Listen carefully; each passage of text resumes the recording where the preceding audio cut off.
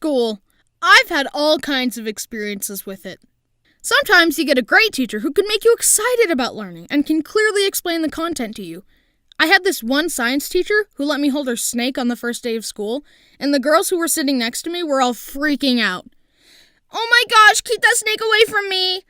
"What are you talking about? It's not hurting anybody. It's okay." That teacher was so good. She was strict yet nice. Also, she played the banjo at a professional level. But we aren't always so lucky to have teachers like that. Sometimes teachers are pretty bad. The worst teacher I ever had was my 9th grade science teacher. We'll call him Mr. Stupid Idiot. Literally, the only thing that ever happened in class was he would throw a packet at us, tell us the answers without explaining why the answers were the way they were, and then he would throw a quiz at us while he sat at his desk doing nothing. It was literally regurgitating information, followed by forgetting it all since it was so unexplained. One time, I was in class, and literally everybody was on their phone, since the teacher couldn't teach worth crap, as we all know. And since I was not learning anything, I pulled out my phone and texted my mom.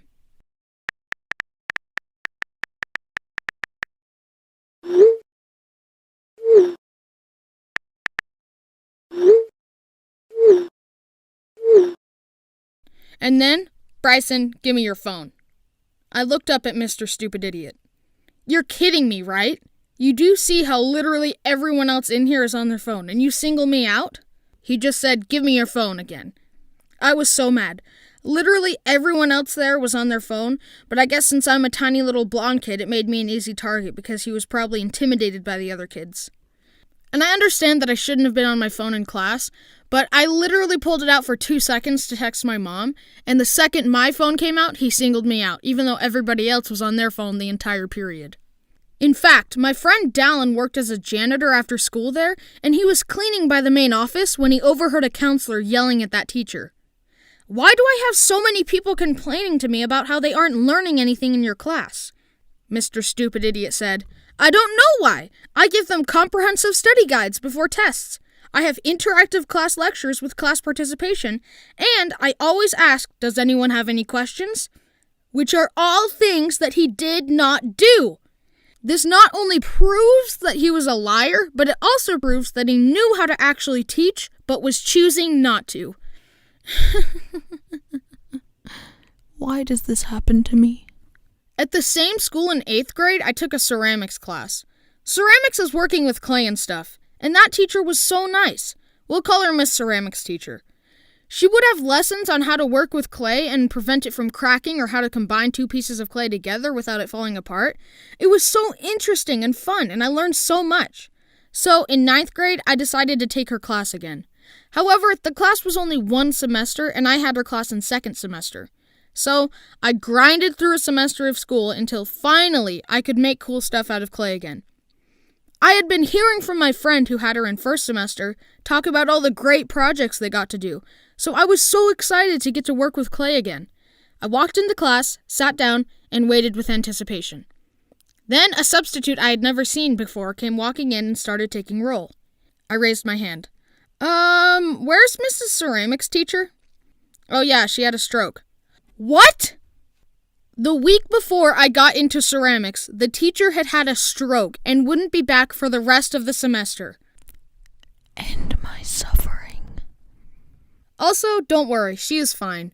She just couldn't teach that semester. So basically, that class was just substitute after substitute, and they all knew nothing about clay and couldn't teach at all. But they saved the worst one for last.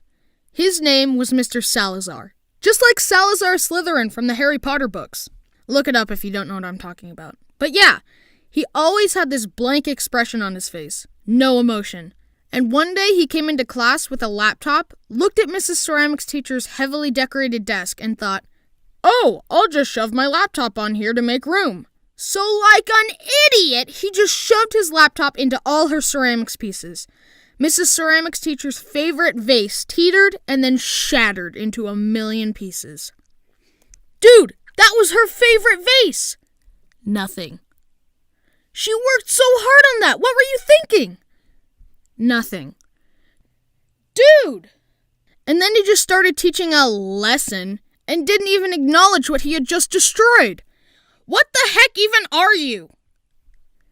So that class basically sucked. But I can't blame all of my classroom shenanigans on the teacher. This next one was on me. Just recently in my AP US history class, I was laying on my desk like this while taking notes on the lecture the teacher was giving. But I started to fall asleep. I would blink and it was like 2 minutes later.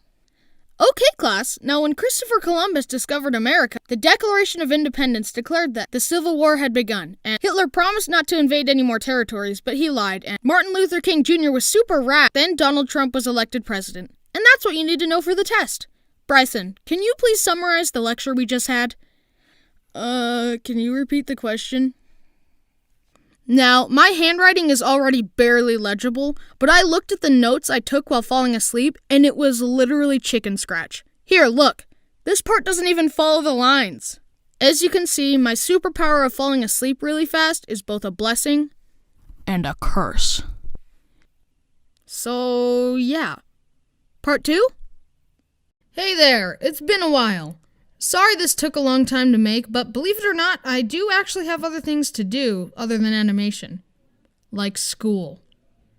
But I am sorry this took forever. Also, I wanted to remind you all of some things.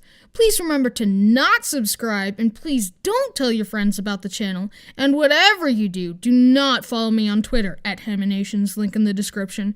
And please do not send me any fan art because it totally never makes my day or anything. But in all seriousness, I'm totally blown away at all the support for the channel so far, and I'm excited to see how far it goes in the future. In the future? What's wrong with me?